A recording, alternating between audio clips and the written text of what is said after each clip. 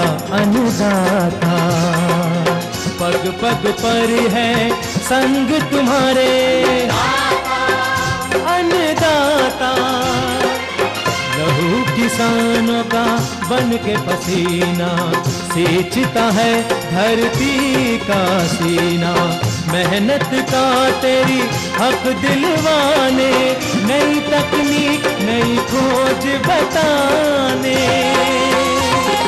पशुधन को गुणवान बनाना, पौध सुरक्षा को सिखलाना, खेती के सब गुर समझाने, भारत का सरताज बनाने। आठों पहर है संग तुम्हारे अन्नदाता अन्नदाता।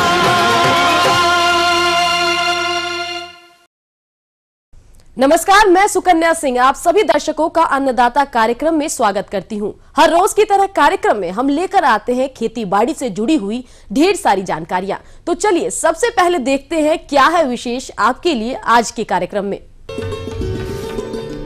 आम के उद्यानों में पुष्पन तथा पुष्पन के बाद किए जाने वाले प्रबंधन कार्य।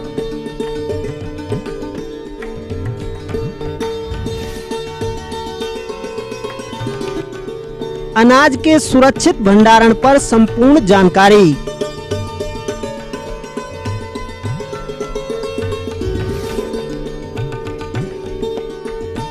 सूकरों के शावकों की देखरेख एवं प्रबंधन।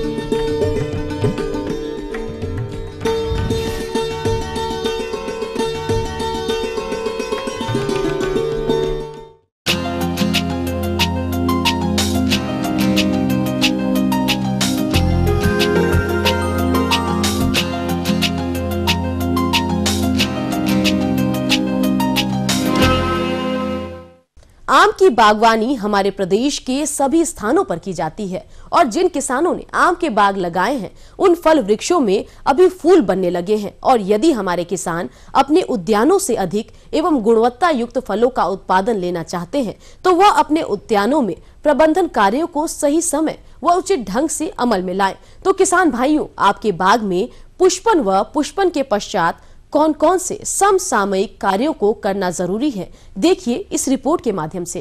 किसान भाइयों, अपने प्रदेश में आम उद्यानों में कहीं पर बौर आने की अवस्था चल रही होगी तो कहीं कहीं पर फल बनने की प्रारंभिक अवस्था भी चल रही होगी।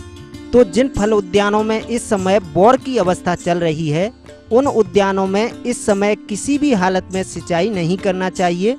यदि आप ऐसा करते हैं तो आम उद्यानों का बौर झड़ने लगेगा। यदि आपके उद्यानों में फल बनने की प्रारंभिक अवस्था चल रही है अथवा आम मटर के साइज के हो गए हों तो आप पौधे की आवश्यकता अनुसार सिंचाई कर सकते हैं। अनियमित फलन एवं उसके प्रबंधन कार्य। आम में अनियमित फलन के कई कारण हैं, जिसमें पैतृक वातावरण एवं वृद्धि पोषक तत्वों की कमी एवं वृद्धि नियामकों का असंतुलन मुख्य पाया गया है। अनियमित फलन को रोकने के लिए समय से आए हुए बौर के अलावा भी यदि बौर आए तो उसे तोड़कर नष्ट कर देना चाहिए। इसके अलावा आम के पौधों को स्वस्थ एवं रोग मुक्त रखने के लिए बागों की उचित देखरेख व प्रबंधन आवश्यक है। इसके अलावा वृद्धि नियामक एवं रसायन भी अनियमित फलन की रोकथाम में सहायक होते हैं। अफलन वाली वर्ष में इटाफान 200 ppm, इथरेल का 1000 ppm का घोल बनाकर छिड़काव करने से अनियमित फलन को रोका जा सकता है। इसके अतिरिक्त नियमित फलों वाली किस्मों जैसे आम्रपाली, नीलम, बेंगलोरा, मल्लिका इत्यादि किस्मों का चयन करना चाहिए। अब आइए बात करते हैं आम उद्यान में आने वाली दैहिक व्याधियों के बारे में। आम का गुम्मा विकार, जिसे माल फॉर्मेशन के नाम से भी जाना जाता है, वानस्पतिक गुम्मा विकार पौधों की प्रारंभिक अवस्था में नर्सरी में शुरू होता है, जिसमें पौधों की छोटी छोटी पत्तियां एक स्थान से निकलकर गुच्छा सा बना लेती हैं। पुष्पीय विकार में साधारणतः पूरा बौर या कभी कभी बौर का आधा भाग भी ग्रसित होता है। इसके प्रकोप से बौर गुच्छे नुमा हो जाता है। ग्रसित बौर फल पैदा करने में असमर्थ होता है। इसकी रोकथाम हेतु दिसंबर माह में 200 ppm नेफ्थलीन एसिटिक एसिड का छिड़काव करना चाहिए। इसके अलावा फल तुड़ाई के बाद पुरानी एवं गुम्बाग्रसित शाखाओं को 50% तक काट कर नष्ट कर देना चाहिए। दूसरी व्याधि है कोयलिया बेकार, जिसे ब्लैक टिप के नाम से भी जाना जाता है। फल जब छोटे मध्यम आकार के होते हैं तो इसके निचले सिरे पर जल सिक्त निशान बन जाते हैं, जो बाद में अधिक हरा फिर भूरा अतः अंत में काला पड़ जाता है। यह विकार बागों के पास स्थित ईंट भट्टों में से निकलने वाली विषाक्त गैसों जैसे कार्बन मोनोऑक्साइड, सल्फर डाइऑक्साइड इत्यादि के कारण होता है। इस व्याधि के रोकथाम के लिए आम के बागों को ईंट के भट्टों से उत्तर तथा दक्षिण दिशा में 5 से 6 किलोमीटर की दूरी पर लगाना चाहिए। बागों की भूमि में 500 ग्राम बोरेक्स प्रति पेड़ की दर से खाद देते समय प्रयोग करना चाहिए। इसके अलावा 2 किलोग्राम बोरेक्स 200 लीटर पानी में घोल बनाकर फल लगने के समय 15-15 दिन के अंतराल पर छिड़काव करने से इस व्याधि की रोकथाम की जा सकती है। चौथा है फूल एवं फल का गिरना। किसान भाइयों, फलों के गिरने के बहुत से कारण हैं, जिनमें भूस तथा बीजाणु पतन, पोषण की कमी, वातावरण का प्रभाव, पानी की कमी तथा हार्मोन्स का असंतुलन मुख्य रूप से उत्तरदायी पाया गया है। इसकी रोकथाम हेतु फल बनते समय खेत में हल्की सिंचाई कर देना चाहिए। इसके अलावा 20 ppm नेफ्थलीन एसिटिक एसिड या 90 मिली प्लेनोफिक्स को 200 लीटर पानी के हिसाब से घोल बनाकर आम के मटर के दाने की अवस्था में होने पर छिड़काव करने पर फल गिरना कम हो जाता है। प्रमुख बीमारियां। Powdery mildew. इस रोग के लक्षण बोरों, पुष्पक्रमों की डंडियों, पत्तियों और नए फलों पर देखे जा सकते हैं। इस रोग का विशेष लक्षण सफेद कवक या चूर्ण के रूप में प्रकट होता है। प्रभावित फूल खुलते नहीं हैं तथा बाद में झड़ जाते हैं। इस रोग का प्रकोप फरवरी-मार्च में अधिक होता है। इस रोग का नियंत्रण घुलनशील सल्फर 2%, केराथेन 1% या बाविस्टिन 1% का छिड़काव कर किया जा सकता है। एंथ्रेक्नोज। पत्तियों, पर्णवृंतों, टहनियों, बोरों और फलों पर यह रोग देखा जा सकता है। प्रभावित भागों के सतह पर छोटे छोटे धब्बे बन जाते हैं, जो कि बाद में बड़े होकर पूरे भागों पर फैल जाते हैं। इसके रोकथाम के लिए सभी रोगग्रस्त टहनियों की छटाई कर देना चाहिए और बाग में गिरी हुई पत्तियों, टहनियों और फलों को जला देना चाहिए। इसके अतिरिक्त कार्बेंडाजिम 0.1% का 2 बार छिड़काव 15 दिनों के अंतराल से करने पर इस रोग का नियंत्रण किया जा सकता है। प्रमुख कीट व नियंत्रण। आम का पर्ण फुदका मच्छर। ये कीट आम की फसल को 3 प्रकार से हानि पहुंचाता है। इस कीट की मादा बौर वाली शाखाओं व फूलों में बड़ी संख्या में अंडे देती है, जिससे वे सूखकर गिर जाते हैं। इस कीट के शिशु एवं वयस्क दोनों ही बड़ी संख्या में पौधों की कोमल पत्तियों, मुलायम टहनियों एवं फूलों से रस चूसते हैं, जिसके फलस्वरूप पौधों की बढ़वार रुक जाती है और फूल सूखकर गिर जाते हैं। इसकी रोकथाम के लिए बाग को साफ रखना चाहिए एवं उसमें पानी नहीं रुकने देना चाहिए।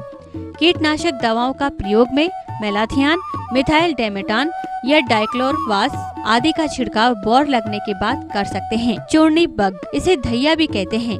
इस कीट के वयस्क एवं शिशु दोनों आम के पौधों की पतली डालियों एवं बौर वाली टहनियों पर भारी मात्रा में जमा हो जाते हैं और उनका रस चूसते हैं। दिसंबर-जनवरी में पौधे के तनों पर लगभग 1 मीटर जमीन से ऊपर 6 सेंटीमीटर चौड़ी ग्रीस या कॉल तार की पट्टी लगा देनी चाहिए। प्रकोपित पेड़ों पर मिथाइल डेमेटान या डाइमेथोएट 1 मिलीलीटर दवा प्रति लीटर पानी में मिलाकर छिड़काव करें। किसान भाइयों, यदि बताई गई बातों को आप अमल में लाएंगे तो आपको निश्चित ही अच्छा उत्पादन प्राप्त होगा। ये थी कुछ उपयोगी जानकारियां। आगे है एक छोटा सा ब्रेक, जल्द लौटेंगे और कार्यक्रम में आगे आपसे चर्चा करेंगे।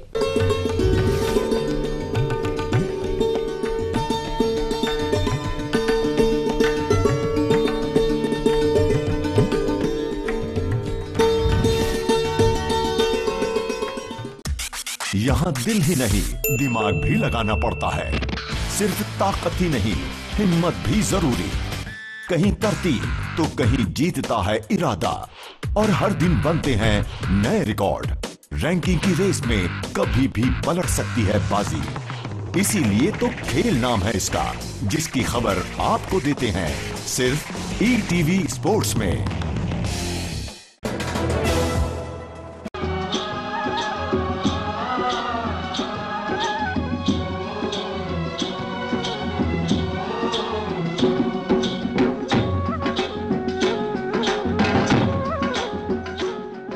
ब्रेक के बाद एक बार फिर से आप सभी दर्शकों का अन्नदाता कार्यक्रम में स्वागत है। बढ़ते हैं अगली प्रस्तुति की ओर।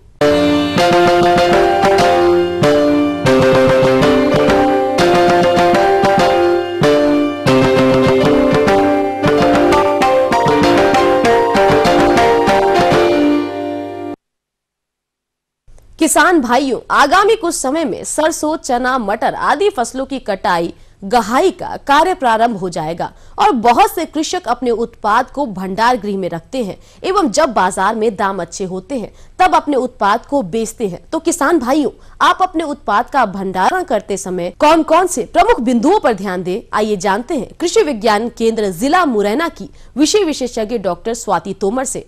हमें सबसे ज़्यादा आवश्यकता है हम अपने अनाज को किस प्रकार भंडारित करें, उस अनाज को हम किस प्रकार हम अपने अनाज को सुरक्षित रख सकते हैं। अगर हम देखें तो हमारे यहाँ कम से कम 50 से 60% तक जो नुकसान होता है वो भंडारण में ही हो जाता है, जिसमें विभिन्न प्रकार के हमारे बीटल्स होते हैं, खपरा बीटल्स हो, या घुन हो, या फिर चूहा हो, या जितने भी हमारे ऐसे दुश्मन हैं, शत्रु हैं जो कि भंडारित अनाजों को नुकसान पहुंचाते हैं, जिसमें किसान को कम मूल्य मिलता है, देखने में टूटा हुआ होता है, जिससे उसकी रेट बाजार में कम गिर जाती है। अगर उसका टेम्परेचर सही नहीं है या उसमें कार्बन डाइऑक्साइड, ऊष्मा, नमी के कारण वह फूल गया है, या अगर उसमें नमी अत्यधिक हो गई हो तो भी उसका रंग, आकार, रूप परिवर्तित हो जाता है।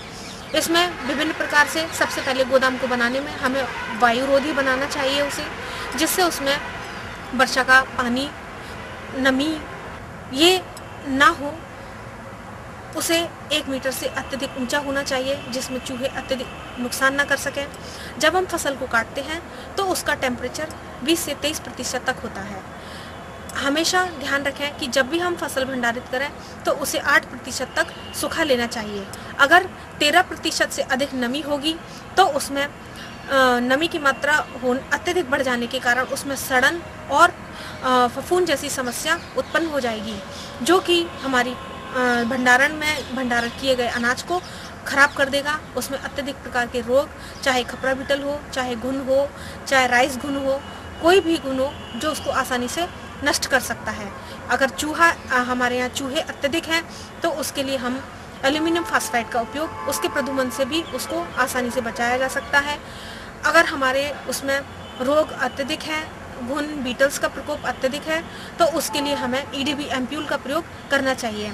अगर टेम्परेचर हमारा 18 डिग्री सेल्सियस से कम है तो ईडीबी एम्प्यूल का उपयोग ना करें।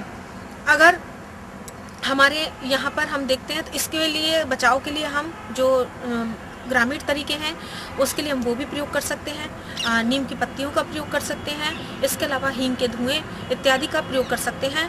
वातावरण में जब हम अनाज भंडारित करें तो हमें दांत से चबाकर देख लेना चाहिए।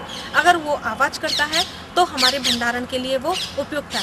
अगर वो उसमें थोड़ी सी दबाने पर नमी हमें दिखाई देती है तो वह भंडारण के लिए उपयुक्त नहीं है। इसके अलावा जब भी हम अनाज को भंडारित करें तो एकदम हम खेत से काट करके या खलिहान से एकदम बटोर करके अनाज को एकदम भंडारित ना करें। पहले हम अनाज को ला करके खलिहान में डाल दें। जब वो ठंडा हो जाए तो हम उसे बोरियों में अच्छे तरीके से भरें। अतः ध्यान रखें कि पहले अनाज ठंडा होना चाहिए, खेत से काटने के बाद उसे खलिहान में रखना चाहिए। खलिहान में रखने के बाद जब अनाज ठंडा होगा तभी हम उसका भंडारण करें। किसान भाइयों, अब बात करते हैं भंडारण में होने वाली हानि को कम करने की उपाय की, जिसके अंतर्गत फसल की कटाई एवं गहाई उपयुक्त समय पर करनी चाहिए। समय से पूर्व तथा विलंब से कटाई करने पर हानि की संभावना ज्यादा रहती है। गहाई से पूर्व खलिहानों को अच्छी तरह साफ कर लें तथा इसके आसपास फैले कूड़े करकट तथा पुराने फसल अवशेषों को नष्ट कर दें। फसल की गहाई एवं मड़ाई पक्के फर्श वाले साफ सुथरे खलिहान में करें। भंडारण से पूर्व अनाजों में नमी 11 से 12%, दलहनों में 10 से 11% तथा तिलहनों में 8 से 10% से अधिक नहीं होनी चाहिए। यदि अनाज का भंडारण बोरियों में करना हो तो फर्श पर लकड़ी के तख्तों या पॉलिथीन की चादर बिछाकर उन पर बोरियां रखें। आधुनिक एवं वैज्ञानिक भंडारण संरचनाओं का उपयोग करके भंडारण में होने वाली हानि को काफी हद तक कम किया जा सकता है। अनाजों के भंडारण से पूर्व भंडारण संरचना को पूर्णतः कीट रहित कर लेना चाहिए। गोदाम की दीवारों एवं फर्श की सभी दरारों एवं छेदों को बंद करके नीला थोथा मिश्रित चूने से पुताई करनी चाहिए। गोदाम की दीवारों, छत एवं फर्श को मेलाथियान 50 EC 1 मिलीलीटर प्रति लीटर पानी में घोलकर छिड़काव करें। इसी प्रकार अन्य भंडारण संरचनाओं का भी मेलाथियान द्वारा उपचारित कर कीट रहित कर लेना चाहिए। गोदाम में उड़ने वाले कीट पतंगों के नियंत्रण हेतु डाइक्लोरेक्स 10 किलोग्राम प्रति 3 लीटर पानी में घोलकर 100 वर्ग मीटर छेद की दर से छिड़काव करें या निम्न में से किसी रसायन द्वारा गोदाम को प्रधूमित कर लें। एल्युमिनियम फॉस्फाइड 3 ग्राम प्रति टन अनाज की दर से गोदाम को प्रधूमित करें। EDB एम्यूल्स तरल इथाइलिन डाइब्रोमाइड की 3 मिलीलीटर मात्रा प्रति क्विंटल अनाज के प्रधूमन के लिए पर्याप्त है। भंडार गृह एवं गोदामों को प्रधूमित करने से पूर्व इनको पूर्ण रूप से वायुरोधी कर लें तथा इनके दरवाजों, खिड़कियों एवं रोशनदानों को प्रधूमित करने के बाद गीली मिट्टी से लिपाई कर दें। प्रधूमन के 15 दिन बाद गोदाम को खोल करके इसमें कीट नियंत्रण को सुनिश्चित कर लें। यदि समुचित कीट नियंत्रण न हो तो गोदाम को पुनः प्रधूमित करें। यदि अनाज का भंडारण अगले वर्ष के लिए बीज हेतु करना हो तो इसके लिए 1 क्विंटल में 250 ग्राम मेलाथियान चूर्ण 5% की दर से मिलाकर रखें। इस प्रकार के अनाज का प्रयोग मानव एवं पशु के उपयोग के लिए कभी न करें। भंडार गृहों में चूहे भी बहुत हानि पहुंचाते हैं। इनसे रक्षा हेतु भंडार गृह चूहा रोधी होने चाहिए। यदि इनमें चूहों के बिल हों तो सीमेंट तथा चूने के मिश्रण में कांच के टुकड़े मिलाकर इन बिलों को बंद कर दें। आगे और भी रोचक जानकारियां बाकी है, पर यहाँ पर रुकेंगे एक और कॉमर्शियल ब्रेक के लिए। जल्द हाजिर होते हैं।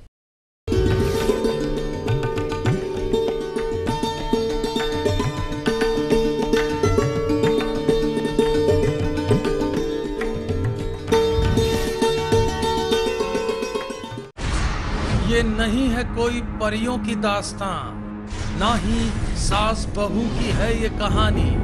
ये दास्तां है सच्ची वारदातों की, दिल दहला देने वाले अपराधों की। करेंगे हम पर्दाफाश ऐसे वाकयात का, दास्ताने जुर्म।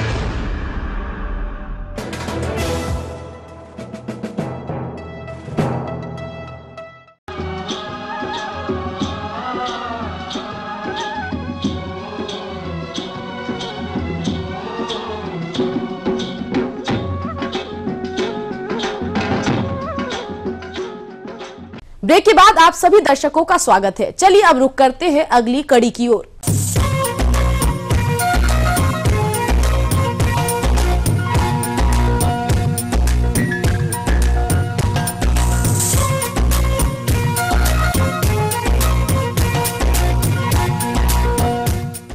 सुकर पालन से निरंतर लाभ तभी ले सकते हैं जब गर्भित सुकरों एवं उनके नवजात शावकों की देखरेख एवं आहार प्रबंधन की उचित व्यवस्था की जाए। परंतु प्रायः देखा जाता है कि आहार, आवास एवं देखरेख पर सुकर पालकों द्वारा विशेष ध्यान नहीं दिया जाता, जिससे उनका विकास अवरोधित हो जाता है। और हम लोग सुअर पालते हैं। बच्चे तो काफ़ी होते हैं, 10-10, 12-12 होते हैं, लेकिन वो पता नहीं किस कारण मर जाते हैं। खास करके खून की कमी से बच्चे मरते हैं और पटार से मर जाते हैं। तो मैं वैज्ञानिकों से ये जानकारी चाहता हूँ कि इनको किस तरीके से बचाया जाए, उनको किस प्रकार की दवाई या कौन कौन से विटामिन की दी जाए, कैसे बचाया जाए। मैं ये फुल जानकारी चाहता हूँ वैज्ञानिकों से। तो किसान भाइयों, कैसे किया जाए इनका प्रबंधन, इस पर जानकारी देने हेतु हमारे बीच उपस्थित हैं नानाजी देशमुख पशु चिकित्सा विश्वविद्यालय जबलपुर के विषय विशेषज्ञ। सुअर में नवजात शिशुओं की मृत्यु दर कैसे कम की जाए, यह एक बहुत ही महत्वपूर्ण विषय है, क्योंकि सुअर पालन में जो सबसे ज़्यादा आमदनी होती है वो उनके आने वाले बच्चों से, जो कि 1 साल के अंदर मार्केट में बेचने लायक हो जाते हैं, उनसे हमको सबसे ज़्यादा आमदनी होती है। तो अब प्रश्न ये होता है कि बच्चों में कौन कौन सी बीमारियां होती हैं और फिर उनका हम रोकथाम किस तरीके से करें। तो शुरुआत हम करते हैं माँ के गर्भ से। जो सुअरी होती है उसके गर्भ में जो बच्चों की मात्रा बहुत ज़्यादा होती है, नंबर बहुत ज़्यादा होते हैं, इसलिए ये ज़रूरी हो जाता है कि गर्भकाल के समय ही हम उसको अतिरिक्त राशन दें। और जो अतिरिक्त राशन होता है वो करीबन 2.5 किलो दाना और 1 किलो हरा चारा हमको जरूर देना चाहिए, ताकि गर्भ में पल रहे बच्चों का विकास बहुत अच्छे से हो सके। अब प्रश्न ये आता है कि जब बच्चे बाहर आते हैं तो उस समय क्या क्या समस्या आती हैं। जब बच्चा बाहर आ रहा होता है तो सबसे बड़ी समस्या ये होती है, सुअरी की एक प्रवृत्ति होती है कि वो दीवार से पीछे की तरफ ताकत लगाती है बच्चों को बाहर निकालने के लिए। उस समय उस बात को अंदाजा नहीं होता है कि जो एक आध बच्चा बाहर आ गया है वो कहीं उसके पीछे और दीवार के बीच में तो नहीं फंस गया है। इस बात का उसको बिल्कुल अंदाजा नहीं होता है, जिसके कारण उस समय ही बच्चों की मृत्यु हो जाती है।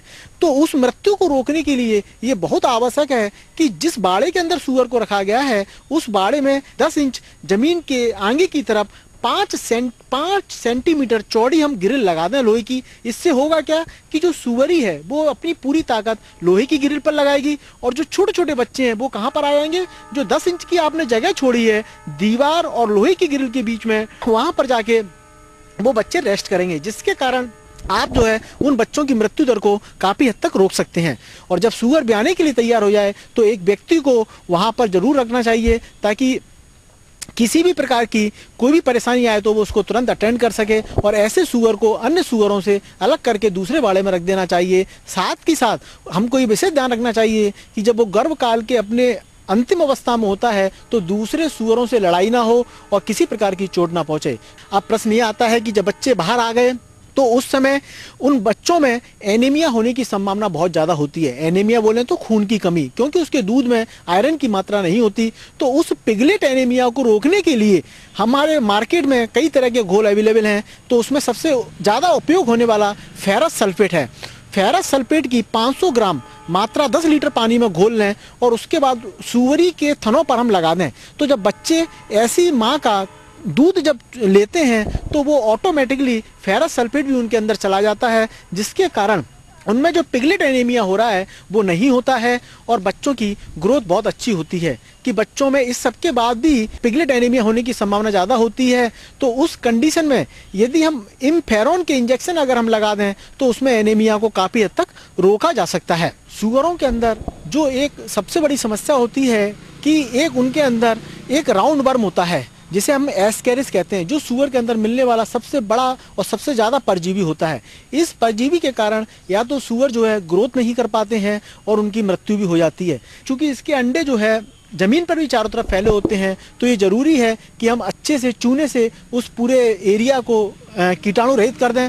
प्रतिदिन हमको उसको साफ करना चाहिए ताकि अंडे से बच्चों में किसी प्रकार की बीमारी ना फैले। उसको मारने के लिए बाजार में कई तरह की दवाइयाँ अवेलेबल हैं, जिसमें पिप्राजिन नामक दवाई सबसे बेहतरीन है, जो कि राउंड बर्न पर बहुत अच्छा काम करती है और सारे ही एस्केरिस को मार देती है। तो ये हमको उसके दिशा निर्देश के अनुसार ये दवाई देनी चाहिए ताकि कीटाणु जो है उसके अंदर सारे खत्म हो जाए।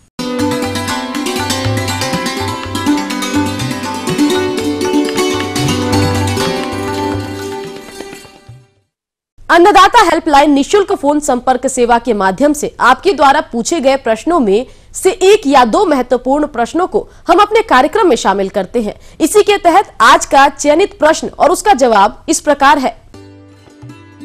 आज कार्यक्रम में जिस प्रश्न को शामिल किया गया है उसे पूछा है ग्राम सुमरेरी, जिला होशंगाबाद से महेश देशमुख ने। आप सोलर फेंसिंग के बारे में जानकारी चाहते हैं तो महेश देशमुख जी, आपकी जानकारी हेतु प्रस्तुत है अन्नदाता कार्यक्रम का यह अंश। मशीन जैसे आप फोटो में देख रहे हैं, इसमें सोलर पैनल लगता है, साथ में नीचे मशीन लगती है, मशीन के अंदर बैटरी लगी हुई है। तो इस पैनल से ये मशीन की बैटरी चार्ज हो जाती है और चार्ज होने के बाद रात और दिन 24 घंटे लगातार बिना रुके काम करती रहती है। इसमें मशीन इस तारबंदी के जो ऊपर करंट का झटका देती है, लगातार करंट नहीं रहता है, केवल झटका आता है और वो लगातार थोड़े थोड़े समय के बाद में आता है, जिससे कोई भी पशु या इंसान मरता नहीं है, चिपकता नहीं है, केवल झटका लगता है और झटका लगते ही वो डर के भाग जाता है। यदि कोई पशु ज़बरदस्ती अंदर घुसने की कोशिश करता है तो उसको 2 या 3 बार झटका लगेगा, उसके बाद सायरन बजना चालू हो जाएगा, जिससे आपको इन्फॉर्मेशन जानकारी मिल जाएगी कि कोई पशु अंदर घुसने की कोशिश कर रहा है। या कोई पशु तार तोड़ देता है या कोई इंसान चोरी की नीयत से तार काट देवे या अंदर घुसे, तो जैसे ही तार कटेगा या तार को किसी वजह से ज़मीन पे डाल देगा, अर्थ कर देगा, तो भी इसमें सायरन शुरू हो जाएगा। और वो जब तक सायरन बंद नहीं होगा, जब तक उसको वापस आप ठीक नहीं करेंगे। जैसे ही आप इसको ठीक करेंगे उसके बाद ये क्लियर हो जाएगा। इसमें किसी प्रकार की कोई जनहानि होने का इसमें कोई खतरा नहीं है। और जिस पशु को आपको रोकना है उसके अनुसार इसको व्यवस्थित आप कर सकते हैं। अब जैसे आप यहाँ देख रहे हैं, यहाँ 5 तार की ये तारबंदी लगी है, जिसमें यहाँ पे समस्या है सूअर, पालतू पशुओं और नीलगाय, जिसमें पालतू पशु तो इतने ज़्यादा नहीं, पर सूअर और नीलगाय की समस्या बहुत ज़्यादा है। तो इस वजह से यहाँ पे इन्होंने 5 तार लगाए हैं। नीचे वाला तार जो खास सूअर के लिए दिया है, ये बीच में 3 नंबर वायर है, ये दिया है, जिसमें गाय भैंस वगैरह अपने जो पालतू पशु है वो उनको रोकने के लिए है। और ये सबसे ऊपर का वायर है जो रोजडे या नीलगाय अपन बोलते हैं, उनके लिए है। तो कोई भी पशु इसके अंदर प्रवेश नहीं कर सकता है। ज़मीन पे से घास ज़्यादा उग गई है और वो भी किसी तार पे अड़ रही है और उसकी वजह से करंट कम पड़ रहा है, तो भी सायरन बजेगा। यानी आपको जानकारी मिल जाएगी कि उस हरियाली या जो ज़्यादा गहरी घास है उसके साथ में करंट ख़त्म हो रहा है, तो आपको उसका सायरन बजेगा। तो आप घास नीचे से साफ़ रखें ताकि करंट कम ना पड़े। यदि कोई बादल या ऐसा मौसम है, ऐसे मौसम में ज़्यादा समस्या रहती है कि धूप कम मिलती है, तो सोलर पैनल से चार्ज कम होता है। तो उस स्थिति में भी जैसे अब एक बार बैटरी पूरी चार्ज है तो आपको ये करीबन 48 घंटे तक चलती रहेगी बिना रुके। तो उसको आप थोड़ा सा चेंज करके कि जैसे दिन के टाइम पे आप लोग खेत पे रहते हैं तो दिन के टाइम मशीन को बंद कर दो, खाली रात में मशीन चालू रखें, तो दिन भर चार्ज हो जाएगी, रात को काम होती रहेगी। तो भी ये करीबन फुल चार्ज होने के बाद में लगातार 48 घंटे यानी कि 4 रात आप काम में ले सकते हो। सिर्फ आपको एक तो ये ध्यान रखना है कि इसके नीचे ज़्यादा घास या कोई पेड़ पत्तियों की टहनी इस पे तार पे टच ना हो, वरना उनके साथ में करंट अर्थ होगा, धीरे धीरे तारबंदी पे करंट कम होता जाएगा। हालांकि जैसे कोई 1-2 पत्तियां टच होती है तो वो खुद जल जाएंगी, लेकिन ज़्यादा लगातार घास एकदम से, जैसे बरसात के मौसम में ज़्यादा होता है, तो ऐसे टाइम पे थोड़ा आपको घास साफ़ करना है। और दूसरा, मेंटेनेंस के खर्चे के नाम पर सिर्फ एक खर्चा इसमें है कि आपको करीबन 2 साल में इसमें जो बैटरी लगी है वो करीबन उसकी लाइफ जो हमने किसानों को लगाई है उससे फीडबैक मिली है, उसके अनुसार करीबन 2 साल की इसकी बैटरी की लाइफ है। अब 2 साल में आपको बैटरी चेंज करनी है, जो करीबन 600 से 800 रुपये में हर जगह मार्केट में मिलती है। इसके अलावा इसमें कोई भी मेंटेनेंस या रख रखाव खर्चा नहीं।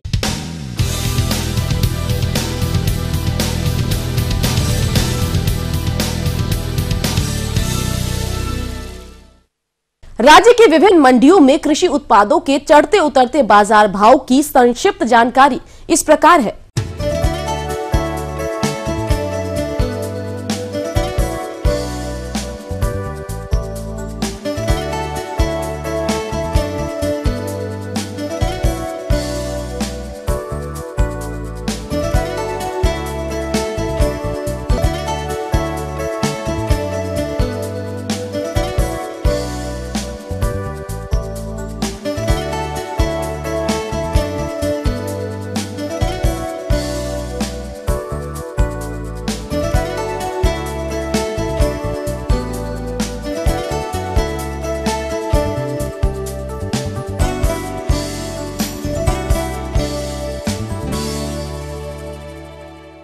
हम यह उम्मीद करते हैं कि आज का कार्यक्रम आप सभी दर्शकों के लिए उपयोगी रहा होगा। किसान भाइयों, अन्नदाता आपकी सेवा के लिए संकल्परत है। कृषि संबंधित समस्या एवं सुझावों के लिए आप हमें इस पते पर संपर्क कर सकते हैं। प्रोड्यूसर अन्नदाता, ETV, Madhya Pradesh, Chhattisgarh, Ramoji film city, Hyderabad 501512। साथ ही आप हमें ईमेल भी कर सकते हैं। हमारा ईमेल है annadatamp@etv.co.in। इसके अतिरिक्त आप हमें निःशुल्क हेल्पलाइन नंबर 1800-425-4085 पर दोपहर 12 से 1 के बीच में संपर्क कर सकते हैं। फिलहाल अन्नदाता की पूरी टीम को इजाजत दीजिए। कल फिर इसी समय आपसे मुलाकात होगी कृषि संबंधित कुछ और रोचक जानकारियों के साथ। नमस्कार।